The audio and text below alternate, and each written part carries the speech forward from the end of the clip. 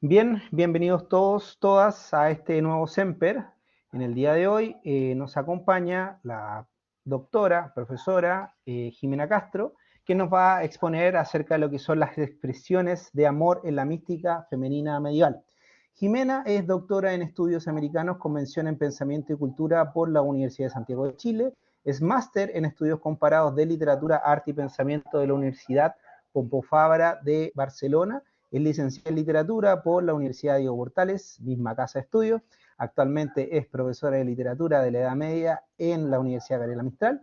Entre sus líneas de investigación conocemos lo que es la mística femenina de la Baja Edad Media y la temprana modernidad en América, especialmente centrada en el diálogo transatlántico. Su tesis doctoral abordó la relación entre mística y visualidad en Rosa de Lima y Úrsula Suárez, y su investigación postdoctoral en la Universidad Alberto Hurtado se denominó la imaginación visionaria en la colonia. También ha investigado a algunos poetas del siglo XX y su relación con la mística, tales como Huidobro y Eduardo Anguita.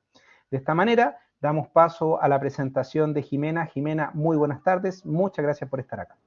Buenas tardes, Claudio. Gracias a ti. Muchas gracias a todos por conectarse en esta tarde. Eh, la conversación de hoy día, como dice su título, estará centrada en las expresiones y las formas, los modos de decir que tiene la mística femenina en la Edad Media. Para eso voy a referirme un poco aclarar un poco a qué nos referimos cuando hablamos de mística, luego a qué nos referimos cuando hablamos de mística femenina, y al final, la mejor parte, vamos a leer textos que demuestran todo aquello que mencioné previamente para poder apreciar la escritura en sí misma. Entonces, cuando hablamos de mística, ¿a qué nos estamos refiriendo, cierto? Hay un libro precioso que se los recomiendo si les interesa el tema, quizás varios ya lo habrán leído, que es La fábula mística de Michel de Certeau. En la fábula mística, Michel de Certeau va a desplegar el desarrollo de la mística entre los siglos XVI y XVII. Nosotros aquí vamos a centrarnos en los siglos XII y XIII principalmente, ¿ya? Entonces, Certeau trabaja con una escritura ya de la temprana, de la modernidad en realidad, pero lo que me interesa destacar aquí de lo que dice Certeau en este libro es que él ve a la mística como su idea es mostrarla como una ciencia nueva, ¿cierto? Él habla de una ciencia nueva, productos de formas de espiritualidad también nuevas de la modernidad, como es la devotio moderna, a la que no me voy a referir mucho ahora porque vamos a irnos a la Edad Media, que es donde surge finalmente esta ciencia nueva de la que habla Certeau, ¿cierto? Certeau dice, y lo voy a citar aquí, que la ciencia nueva se recorta como un lenguaje, pues es ante todo una práctica de la lengua. Entonces, ¿cierto? En realidad lo que nos está diciendo es que la mística es una manera de hablar, ¿cierto? Tiene un lenguaje particular. Para ejemplificarlo, él se refiere a un texto de esa época, de la modernidad, que es de Tomás de Jesús y se llama Censura contra la teología germánica.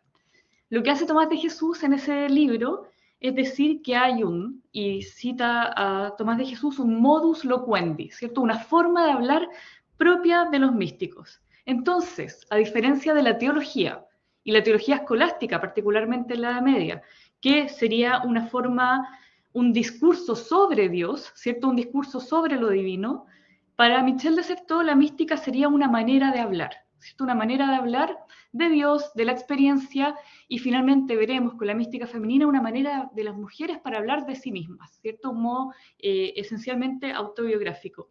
Y aquí siempre me acuerdo cuando veo estas definiciones, la entrevista que le hacía John Freeman en la BBC a Jung, a Carl Gustav Jung, y está en YouTube, lo pueden buscar.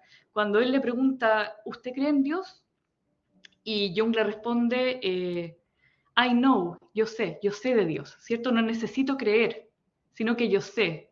I know, I don't need to believe, I know. Entonces, me parece que eso resume mucho en la esencia de la mística, ¿cierto? El saber, el gustar, y el no necesariamente conocer a través de la razón. Vamos a profundizar un poquito más en eso más adelante. La cosa es que la mística, entonces, vamos a definirla como una experiencia espiritual, sobrenatural, que va a requerir un lenguaje igualmente superior a la experiencia. casi todos los místicos, desde la Edad Media, en el Barroco, en la modernidad, van a decir lo mismo, ¿cierto? Que el lenguaje no les alcanza para, para la experiencia tan sublime que experimentaron. Entonces lo que van a hacer es que van a buscar estrategias lingüísticas para poder efectivamente equiparar esa experiencia, labor que va a ser imposible, y eso se va a llamar como la inefabilidad del lenguaje, o lo que José Ángel Valente llamó como la cortedad del decir, a propósito de la poesía de San Juan de la Cruz. Entonces, cuando pensamos en mística y pensamos en la etimología de la palabra mística, estamos pensando en el místicos, que es lo cerrado, lo misterioso, lo secreto, lo hermético, ¿cierto? Aquello que remite al silencio y a lo cerrado. La poeta belga Chantal Maillard creo que tiene una muy buena definición y se las voy a leer. Dice, el místico es un enmudecido. La palabra lo dice. Mística proviene del griego místicos, que concierne a los misterios, mysterion. Esto es lo secreto. El mistés, sigue diciendo Maillard, era un iniciado en los misterios y como tal era también aquel que tenía la boca cerrada. El verbo mío significa mantener la boca cerrada. Fin de la cita. Creo yo que a pesar de la preciosa definición que hace Maillard, los místicos, o sea, y ella tampoco lo contradice, los místicos lo que menos hacen es cerrar la boca, ¿no? Los místicos lo que hacen es hablar, este modus loquendi, ¿cierto? Están todo el tiempo tratando de usar el lenguaje para poder cerrar la experiencia, para poder comprender la experiencia, para poder transmitir esa experiencia. Entonces, fue en la Edad Media, precisamente en el siglo XII, cuando la mística femenina floreció, ¿cierto? Con los textos de monjas y beguinas que transmitieron sus abundantes experiencias espirituales, visionarias, místicas, a un confesor o a un copista, ¿no? Esta experiencia siempre fue mediada por un tercero, que podía ser, como les digo, su confesor o su copista. La cosa es que la expresión de esa experiencia deberíamos considerar que finalmente va a tener siempre va a participar el tópico de la cortedad del decir, ¿cierto? Va a decir San Juan de la Cruz, porque ¿quién podrá escribir lo que a las almas amorosas donde él mora hace entender? ¿Y quién podrá manifestar con palabras lo que las hace sentir? ¿Y quién finalmente lo que las hace desear? Y la famosa frase de Santa Teresa de Ávila, oh Señor de mi alma, ¿quién tuviera palabras para dar a entender qué dais a los que se fían de vos y qué pierden los que llegan a este estado y se quedan consigo mismos? ¿Quién tuviera palabras? ¿Cierto? Esa es la gran labor del místico. Realmente el místico es un escritor y vamos a hablar en este caso de las místicas. Este hecho del lenguaje tiene, eso sí, ciertas características que van a tener que ver con los contextos históricos y culturales en los que se desarrolla la experiencia mística, ¿cierto? Inevitablemente vamos a tener que responder a una situación contextual, no va a ser lo mismo la mística del siglo oro español que la mística renana del siglo XIV, ¿no? Va a depender mucho del universo cultural en que se desarrolle, va a depender de la región, va a depender de la orden religiosa a la que pertenezca, y un montón de otras cosas. Entonces, a veces nos vamos a encontrar con textos teóricos que hablan de la mística, ¿no? Pero siempre tenemos que pensar que existen las místicas. Y por eso hoy día quiero terminar mostrando los textos, ¿cierto? Porque tenemos que resguardar las especificidades de cada una de estas experiencias. Entonces hoy vamos a conversar acerca de los modos de decir, de este modus loquendi de la mística femenina, ¿cierto? La mística femenina tuvo un surgimiento, como les mencionaba, en el siglo XII, que a mi parecer sigue para no callarse jamás, ¿no? Permanece hasta, creo yo, la poesía del siglo XX, la poesía del siglo XXI, ese gesto por dar con la inefabilidad, por dar con la experiencia, ya lo vamos a poder conversar. Entonces, en los siglos XII y XIII, como les decía, hubo una enorme circulación de textos escritos por mujeres, ¿no? Y uno se podrá preguntar inicialmente, bueno, pero en la Edad Media existía una noción de la mujer que no sé si le permitía tanto escribir, ¿no? Y tanto, uno siempre piensa cuando hay ciertos retrocesos culturales quizás en los que la mujer no tiene voz y que, estamos en la Edad Media. Y la verdad es que en la Edad Media las mujeres tenían bastante libertad para poder escribir, y esa libertad obviamente se la ganaron, ¿no? La buscaron y lucharon por ella, y la mística es un excelente ejemplo. Vamos a comenzar entonces con un personaje que quizás ustedes conocen, que es Hildegard von Bingen, ¿cierto? Hildegard von Bingen, en el siglo XII, empieza a escribir sus experiencias visionarias. Y es el primer registro de una escritura femenina en la que, en contexto religioso, ella va a decir, yo vi, ¿cierto? Yo vi tal cosa. Hablan entonces desde sí mismas. Hildegard habla de lo que ella vio y habla de lo que a ella le pasó. Entonces, como dirán Victoria Cirlot y Blanca Garí, hablan de Dios, pero también hablan de sí mismas, ¿cierto? También hablan de su experiencia con Dios. Su escritura, la de Hildegard, es visionaria, es revelada, no es, ella dice, llegó a mi cabeza una llama que no arde, solo es caliente, ¿cierto? Y le llega esa llama a su cabeza, que es solamente calentita, no arde, y ella dice, de pronto, con este calor, comprendí el sentido de los libros, de los salterios, de los evangelios, ¿cierto? La comprensión va a ser súbita. Súbitamente ella entendió. Entonces, efectivamente, desde Hildegard podemos ver que es una experiencia no del intelecto, sino que es una experiencia infusa, ¿cierto? Que le viene. Ella muchas veces va a repetir, mediante la estrategia de la diminutio, que ella como miserable forma femenina, ¿cierto? Como dirá, no he leído estos libros alguno, sino que me es revelado. Y yo solamente soy un receptáculo que transmite esto que se me revela.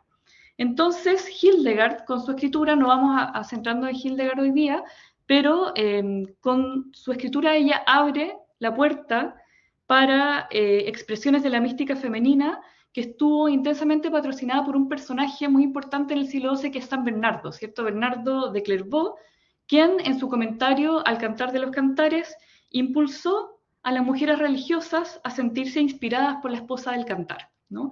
Y de hecho Hildegard le escribe a San Bernardo, que era este famoso cura monialum, ¿cierto? El cuidador de monjas, digamos, cuidador de almas de monjas, que le dice, padre, desde muy pequeña he visto cosas, oriénteme en qué hacer. San Bernardo le da el permiso, su beneplácito para que ella escriba y le dice, hija mía, di y escriba todo lo que veas, y ella ahí empieza a escribir una obra amplia que ya seguramente todos hemos escuchado hablar, ¿cierto?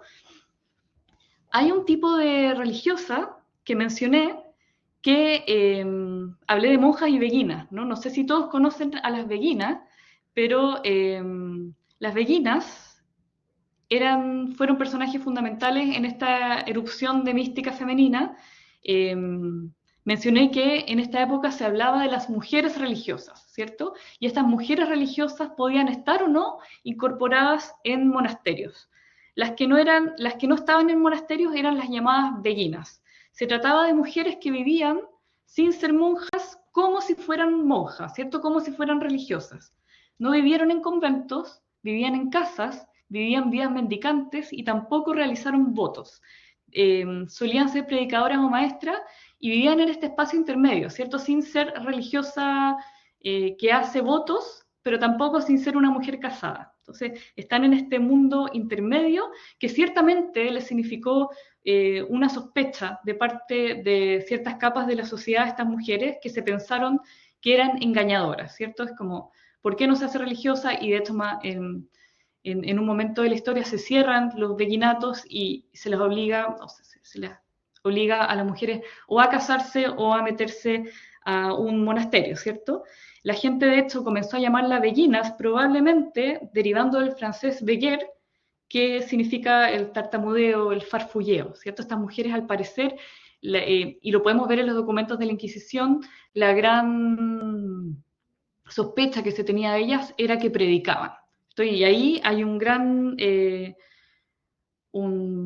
momento en el que, como les decía, las mujeres se ganaron esta libertad de escribir porque en realidad las mujeres no hicieron teología, sino que hablaron de sus propias experiencias. Y eso las hizo que pudieran efectivamente escribir, ¿cierto? Los confesores le decían, bueno, está hablando de su experiencia, no está haciendo teología, Y los casos, por ejemplo, tenemos el caso de Margarita Porete, que en el año 1310 va a morir quemada junto a su libro en la plaza de París, porque efectivamente en su obra se encontró herejía, la herejía del libre espíritu, y ella no se retractó. Las otras religiosas lograron inmiscuir teología en sus experiencias místicas también. Ese es un gran tema que lamentablemente no vamos a alcanzar a ver hoy. Si bien gozaban de mala fama, las beguinas también, gracias a personas que las seguían y las defendían, es que podemos tener sus textos, ¿no? De hecho, el texto de Margarita Porete, El espejo de las almas simples, tenemos algunas copias gracias a personas que la seguían, que eran sus discípulos, y guardaron su libro, ¿no? Porque ella muere quemada junto a su libro. Uno de ellos que defendían a las beguinas era Jacques de Vitry, del siglo XII, mediados del siglo XII al XIII. Él era un estudiante de teología en la Universidad de París y más adelante se convirtió en obispo y cardenal. Y él admiraba mucho a las beguinas, admiraba su sabiduría, admiraba su amor a las escrituras, y él escribió una geografía de María de Oins, donde dice, la voy a citar, donde describe el estilo de vida de las beguinas, ¿cierto? Y dice: conviven en una sola casa, y bajo la dirección de una de ellas, que supera a las otras en virtud y sabiduría, están instruidas a la vez por el buen ejemplo como por escritos en la velación y la oración, en el ayuno y en toda clase de mortificaciones, en la humildad y en la abnegación.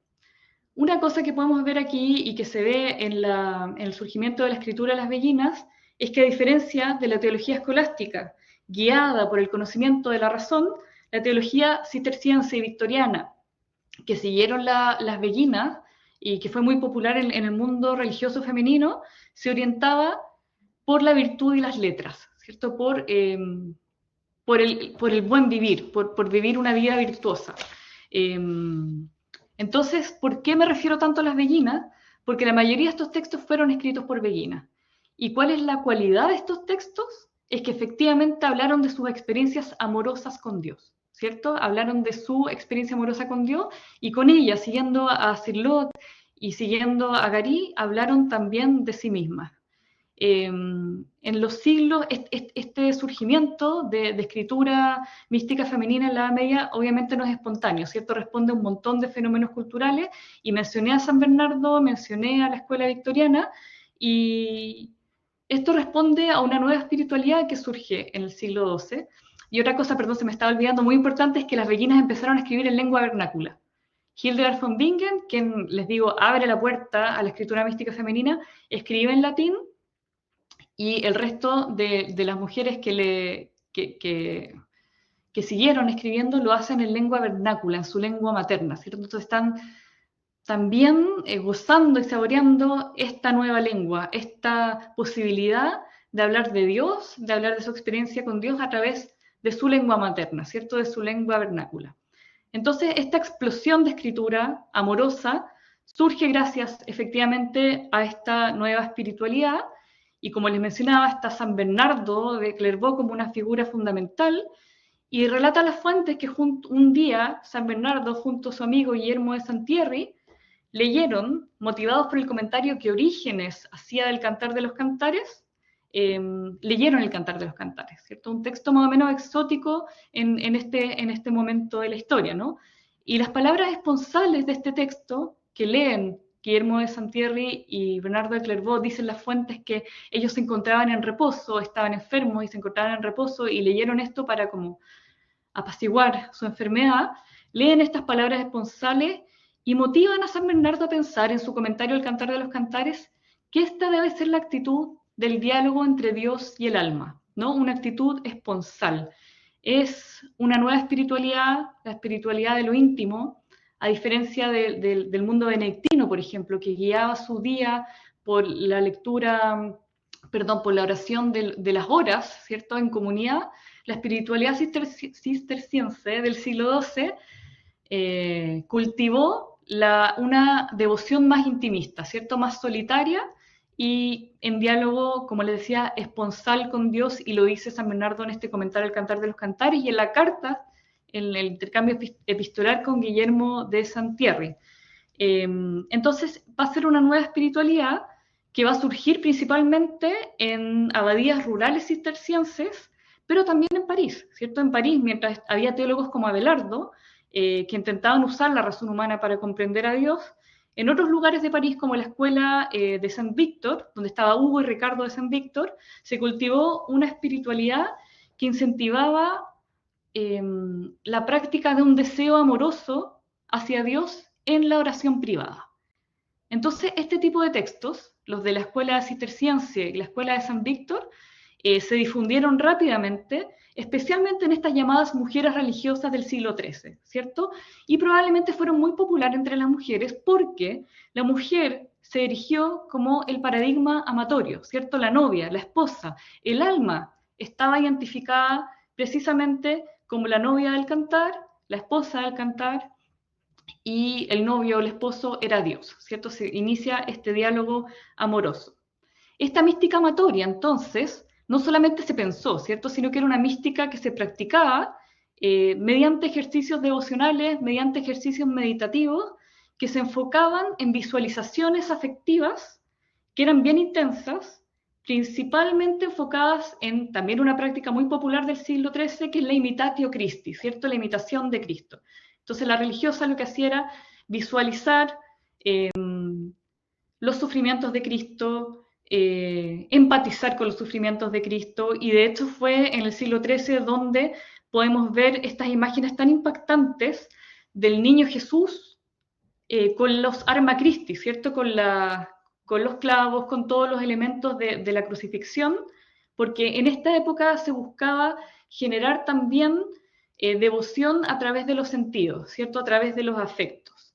Entonces, en estas visualizaciones en las que el alma ejerce un diálogo esponsal con Dios, surge lo que Barbara Newman llamó la mística cortés, porque pensemos que en esta misma época también estaban escribiendo poemas, cantos, los trovadores, ¿cierto? Estaba en boga el amor cortés. Se habla del siglo XII y del siglo XIII como el siglo del amor, ¿cierto? El amor estaba totalmente de moda, era un amor que tenía ciertas características que los trovadores llamaron como el amor de lejos, ¿cierto? La distancia era efectivamente la que producía el deseo.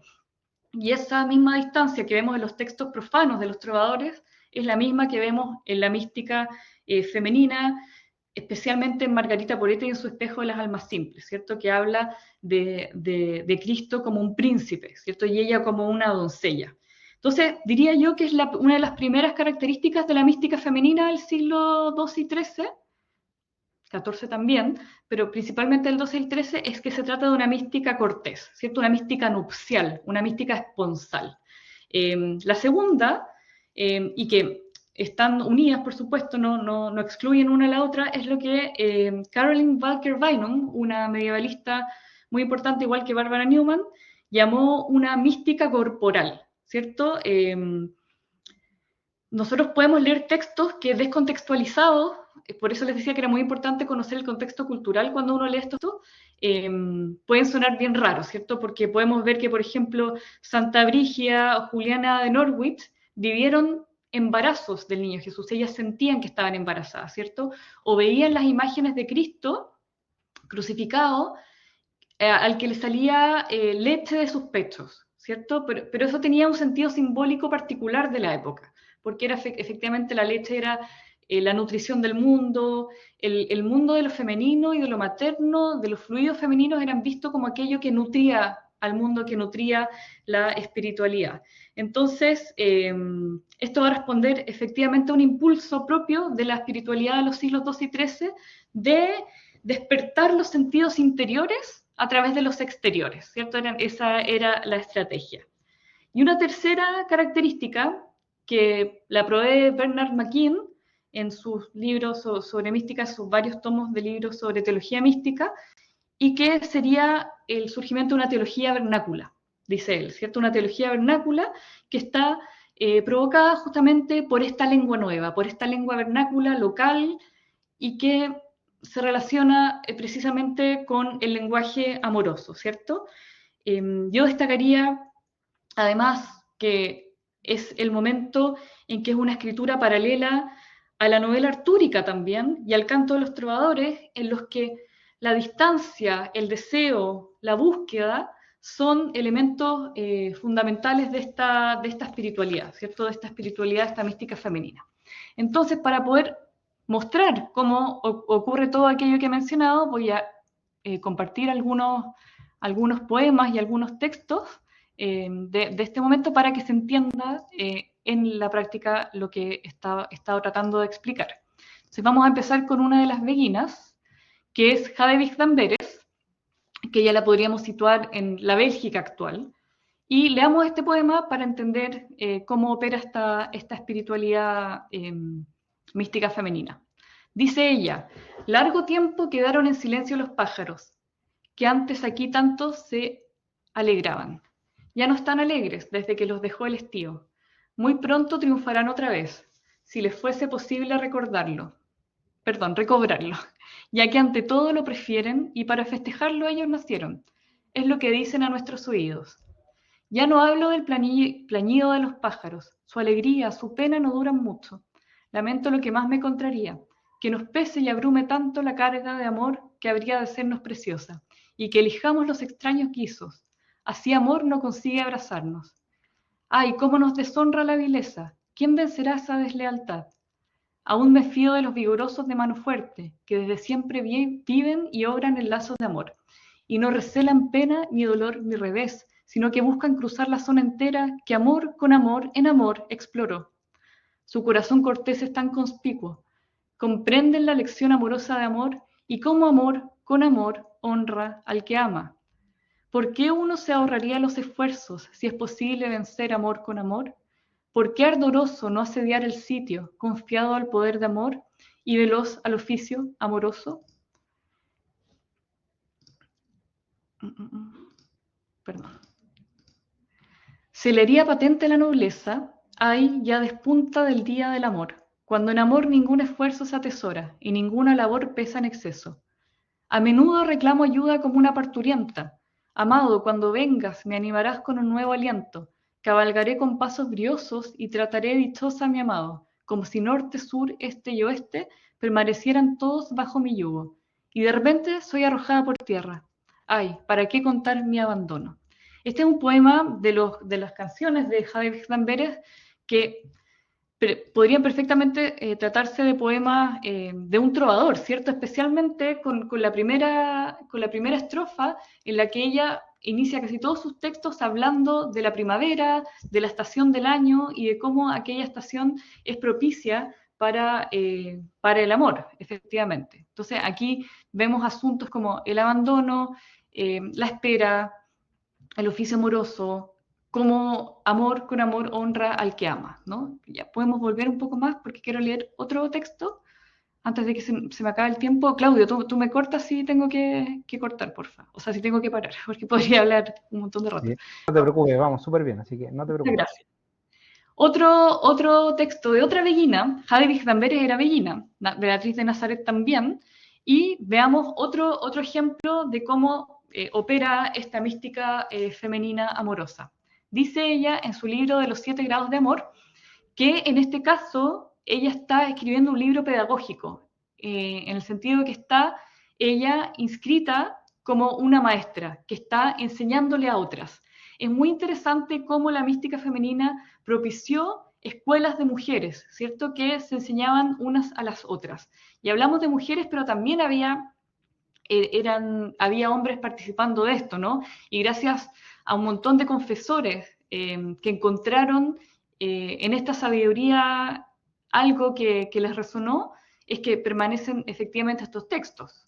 Entonces dice Beatriz de Nazaret: el alma se abisma entonces tan tiernamente en el amor y es atraída con tanta fuerza por el deseo que su corazón estremecido se consume y no puede contener interiormente el aliento. Su alma fluye fuera de sí y se desvanece en amor.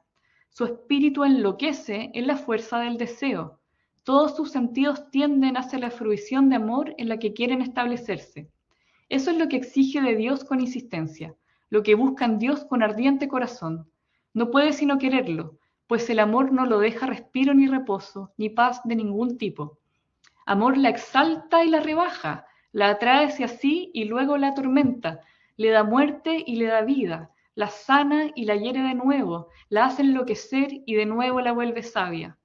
De este modo, la atrae al estado más alto, y es así como elevada en espíritu por encima del tiempo, en la eternidad, por encima de los dones de amor, está fuera del tiempo, por encima de todos los modos humanos de amar, y en su deseo de trascendencia, por encima de su propia naturaleza.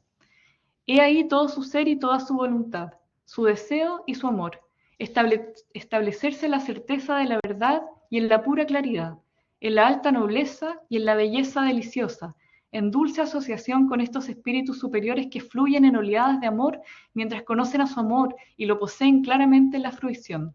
Su voluntad permanece allá arriba, errante entre los espíritus celestes, especialmente con los ardientes serafines. En la gran deidad y en la altísima Trinidad está su amable reposo y su deleitosa morada. Busca a su amado en su majestad, le sigue y lo contempla con el corazón y el espíritu. Lo conoce, le ama, lo desea de tal modo que no ve ni santo, ni hombre, ni ángel, ni criatura alguna, sino solo en ese amor común por el que ama todo en él. Solo a él ha escogido en el amor, por encima de todo, en el fondo de todo y en todo. Con toda la pasión de su corazón y con toda la fuerza de su espíritu desea verlo, poseerlo, alcanzar su fruición. Entonces, este es un texto místico por excelencia, en el que podemos ver que hay imágenes también de contradicción que nos narran justamente lo extrema que puede llegar a ser esta experiencia, ¿cierto? La traes así, luego la tormenta le da muerte y le da vida, ¿no? Estas imágenes retóricas se van a repetir un montón hasta incluso el siglo de oro español, ¿no? Y en la literatura también profana. Entonces es interesante ver cómo aparecen estrategias retóricas que no pertenecen solo a la mística. Y bueno, vamos a ver, ay, perdón. Nos vamos a ir a la zona italiana al sur con Ángela de Foligno, que ella es terciaria franciscana. Ella le va a relatar muchos de estos relatos van a ser indirectos, ¿no? Y le escriben a su confesor y el confesor escribe lo que ella les dice. Es el caso de Ángela de Foligno. En su libro La experiencia ella va a decir, el hermano franciscano que escribe. Y cuando yo, hermano, le pregunté y le dije, ¿qué viste? Ella me respondió diciendo, vi una cosa llena, una majestad inmensa que no puedo expresar, pero yo veía que era el omne bonum. Y muchas palabras de dulzura me dijo cuando se marchaba, y con inmensa suavidad, lentamente se marchó, parándose cada poco. Y entonces, después de que me abandonara, empecé a gritar en alta voz o a vociferar, y sin ninguna vergüenza gritaba y clamaba diciendo estas palabras. Amor no conocido, ¿por qué me dejas? Sin embargo, no podía decir nada más que estas palabras que gritaba sin vergüenza. Amor no conocido. ¿Y por qué? ¿Y por qué? ¿Y por qué? Y gritaba estas palabras tan entrecortadamente que no era posible entender nada. Y entonces supe con certeza y sin duda que realmente aquel había sido Dios. Y yo gritaba queriendo morir. Y gran dolor me era el permanecer viva y no morir. Y entonces todas mis articulaciones se descoyuntaron.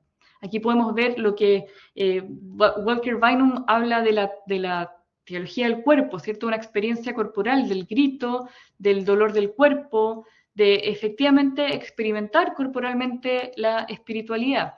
Hay un momento en la vida de Ángela Foligno, por ejemplo, que ella entra al templo y escucha a Jesús que le dice, desnúdate, ¿cierto? Y este desnudarse es simbólico, es desprenderse de todo lo que ella carrea consigo, ¿cierto? Entonces, el cuerpo funciona efectivamente como un vehículo muy potente para esta espiritualidad amorosa y esponsal. Otro texto de Ángela de Foligno. La fiel de Cristo dijo lo siguiente, una vez fue elevada mi alma y vi a Dios en tanta claridad y en tanta belleza y en tanta plenitud que nunca más lo he visto con tanta ni tan absolutamente pleno. Y no vi allí amor, y entonces yo perdí el amor que llevaba, y fui hecha no amor. Y después de esto, lo vi en la tiniebla. Fíjense qué interesante esto. Lo ve primero en la claridad y después lo ve en la tiniebla. Porque en la tiniebla está el mayor bien que se pueda pensar o entender. Y cualquier cosa que se pueda pensar y entender no tiene que ver con ello o no se puede alcanzar. Y entonces se le concedió a mi alma una fe certísima, una esperanza segura y firmísima, y una seguridad de Dios continua que me ha quitado todo temor. y me recogí completamente en aquella bondad que vi en tiniebla, y tuve tanta seguridad de Dios que nunca pude dudar de Él, y de que no lo poseyera de manera cierta.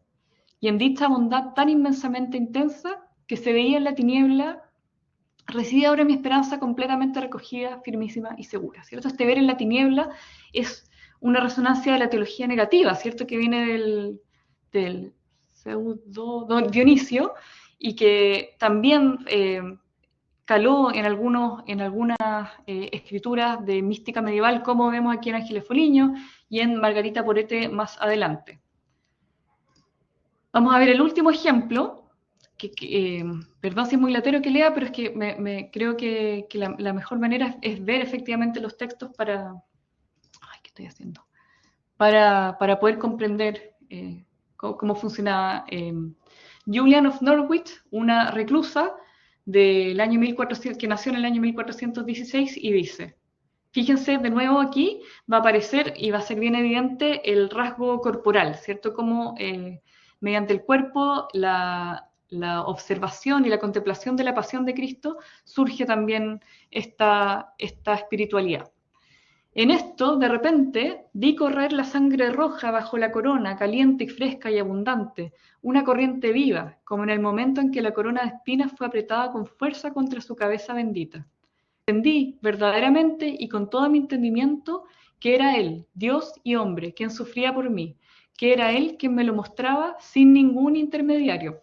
¿Se fijan que se repite también esto como de repente comprendí todo, yo supe que era Dios? Hay una certeza indudable, ¿cierto? Cuando ella dice, me la mostraba sin ningún intermediario.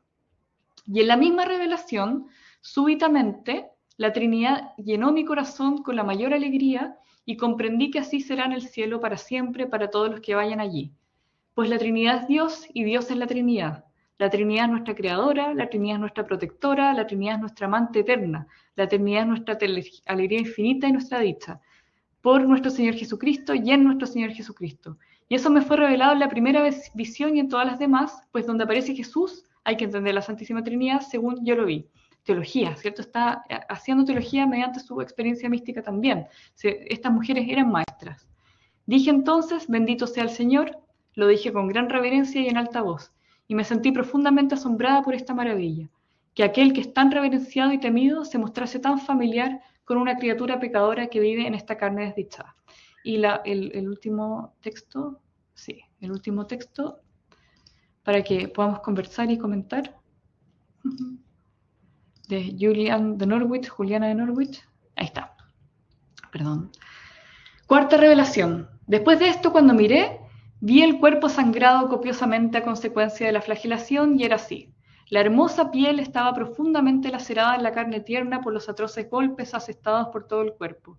La sangre caliente corría tan abundantemente que ni la piel ni las heridas podían verse, pues todo parecía ser sangre. Y cuando descendía hacia donde debía haber caído, desaparecía. Sin embargo, la sangre siguió derramándose por un tiempo, como para que fuera observada atentamente. Yo la veía tan abundante que me pareció que si realmente y en substancia aquello hubiera sucedido allí, la cama y todo lo que estaba alrededor habría quedado empapado de sangre. Entonces un pensamiento vino a mi mente. Y ahí está la experiencia, y esto es muy de Hildegard. Hildegard era igual. Estaba la experiencia de lo que veía y después la explicación de aquello que ella observa. Dios ha creado aguas abundantes sobre la tierra para nuestro uso y el bien de nuestro cuerpo, por el tierno amor que nos tiene. Pero le place más que por nuestro bien aceptemos su bendita sangre para lavar nuestros pecados. No hay otra bebida creada que tanto le complazca darnos, pues es la más abundante, la de mayor precio, y por ello, por el poder de la bienaventurada divinidad. Es de nuestra misma naturaleza y fluye benditamente sobre nosotros por el poder de su infinito amor. La sangre preciosa de nuestro Señor Jesucristo es en verdad la más preciosa, la más inagotable. Mirad y ved el poder de esta preciosa abundancia de su preciosa sangre. Descendió a los infiernos y rompió sus cadenas, y liberó a todos aquellos que allí se encontraban y que pertenecían a la corte celestial. La preciosa abundancia de su preciosa sangre inunda toda la tierra y está presta para lavar los pecados de todas las criaturas que son, han sido y serán de buena voluntad.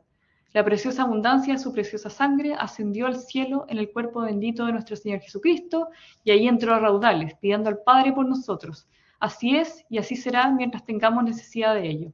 Fluye a raudales por todo el cielo, regocijando la salvación a toda la humanidad que allí se encuentra y se encontrará hasta completar el número de los que faltan. Entonces, como hemos podido ver en estos ejemplos, eh, tenemos esta mística esponsal, hay presencia constante del deseo por ver, ¿cierto? El deseo por conocer. Está la presencia del cuerpo, producto de la contemplación de la pasión de Cristo, y que redunda en el mismo cuerpo de la visionaria, de la mística, cuyo cuerpo es vehículo para efectivamente la espiritualidad, esta espiritualidad nueva, y una lengua vernácula, una lengua nueva, ¿cierto? Que experiencias nuevas requieren de lenguajes nuevos también, y de aquello nos hablan efectivamente las místicas en la Edad Media. Entonces, a la pregunta de cómo fue posible que estas mujeres pudieran escribir, si se supone que las mujeres no podían escribir teología, y tenemos un montón de textos que así lo dicen, es porque efectivamente estas mujeres hablaron de su experiencia, ¿cierto? No eran textos teológicos productos de la razón, sino que eran infusos y por tanto podían ser expuestos y podían ser incluso difundidos y ganar la enorme popularidad que ganaron. Yo creo que eso por ahora. No sé si quizás sea momento de comentar o de preguntar, de que me calle un rato. Muchas gracias, Jimena, por tu presentación. Bueno, yo creo que en realidad es súper interesante desde distintos puntos de vista, pues si uno lo plantea desde el punto de vista de lo que es lo inefable del lenguaje, por lo menos a mí eso me llama bastante la atención respecto a cómo esto llega, entre comillas, a ser inclusive quizás como un pretema antes de lo que van a venir a discutir más adelante, ¿no es cierto? Todos estos teóricos del lenguaje respecto al poder de las metáforas, ¿ya? Y de todas maneras, igual, bueno, yo abro el espacio de discusión, si alguien tiene alguna pregunta, alguna duda, algún comentario, por ahí escucho que muy buena presentación, así que yo creo que estamos también muy, muy de acuerdo. Alguien que quiera hacer también alguna cierto tipo de referencia, aquí nosotros atentos. Sí. Fue todo medio rápido, entonces voy a preguntar si es que algo no quedó claro también. Pero yo creo que en realidad estuvo bien interesante, porque como la forma que tú abarcaste como distintas perspectivas, distintos periodos también, nos fue dando cuenta también con respecto al tema, por ejemplo, lo mismo que decías tú al último, ¿cierto? El tema del cuerpo, que yo creo que es súper interesante, de qué manera aparece. Bueno, aquí Camilo tiene una pregunta, un comentario. Adelante, Camilo, destraba tu micrófono, dale nomás. Hola, sí, no sé si se escucha. ¿Se escucha? Hola, Jimena. Muchas gracias por tu presentación, fue muy, muy clara y muy estimulante. Yo tengo una pregunta, pero que está como en varios niveles, pero bueno, quizás es un poco naif. Bueno, no sé si podríamos hablar de un movimiento propiamente como de la mística femenina, pero claro, me gustaría saber si es posible entenderlo también como una reacción, una resistencia o no sé, una oposición a esta teología intelectualista, ¿sí? Que era fundamentalmente o esencialmente masculina, en el sentido de que uno podía alcanzar a Dios sin necesariamente acceder a la razón y sobre todo sin extenderse al punto de llegar como al escepticismo, que bueno, es un poco excepcional en la época medieval, ¿cierto? Pero está en el caso de, no sé, de Juan de Salisbury o en no sé, Nicolás de Autocourt. Entonces podríamos entender este movimiento también como una resistencia o como un sustituto o una vía alternativa para alcanzar a Dios sin caer en ese tipo de absurdos que finalmente implican estas dificultades contra la misma teología intelectualista. Esa es como mi pregunta. Nada de naif, fue muy, muy interesante la pregunta y es la pregunta del $1.000.000, ¿no? Como, yo creo que efectivamente por lo que he leído, sí la mística surge, creo yo, como un modo como una respuesta a estos modos de los, ¿cómo le decían los renacentistas a los de la Sorbonne? Los sorbanordos, bueno, ya se me olvidó, pero a esta idea... Sorbonnier. Eso, exacto. Y sí, creo que efectivamente surge como una respuesta también y que ocurre en toda la historia de las espiritualidades de casi todas las religiones, ¿cierto? Que hay un momento en el que el conocimiento de Dios se vuelve muy intelectual y se hace necesario también reconocer que toda actividad espiritual, y más adelante dirán los artistas del siglo XX, toda actividad artística también es experiencia, ¿cierto? Y si pensamos también en la Reforma Protestante, en el humanismo italiano, también son respuestas a este exceso de intelectualización quizás de la divinidad, y personalmente creo que también en el mundo eclesiástico era necesaria la voz también femenina, ¿no? Pensando en femenina no de mujeres solamente, sino que una espiritualidad particularmente femenina que tiene que ver con un tipo de sensibilidad que es lo que hemos visto hoy día, ¿cierto? Corporal, personal, que, o sea, podríamos decir que San Bernardo es el primero en impulsar la mística femenina, ¿cierto? O sea, no una cosa como de género, sino que de modos de pensar. Y yo creo, sí, Camilo, que lo que dices, yo creo que sí. Aparece como una forma, efectivamente, sí, de valorar la experiencia, de valorar el conocimiento infuso, ¿cierto? No solamente el conocimiento intelectual. Muchas gracias, Jimena.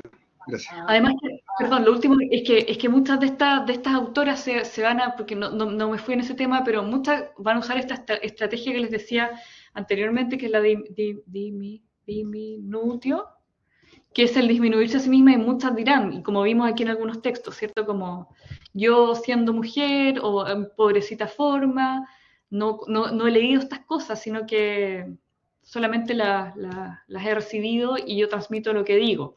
Y eso más adelante en las colonias y en el barroco, donde la Inquisición efectivamente va a ser mucho más fuerte con las mujeres que en la Edad Media, va a ser muy notorio, y vamos a tener a Sor Úrsula Suárez en Chile, por ejemplo, que le va a decir directamente al sacerdote: padre, no me pida estas cosas, no quiero tener problemas con la Inquisición. O sea, no quiero hablar de mi espiritualidad porque efectivamente no quiero que me revisen esto y tener problemas.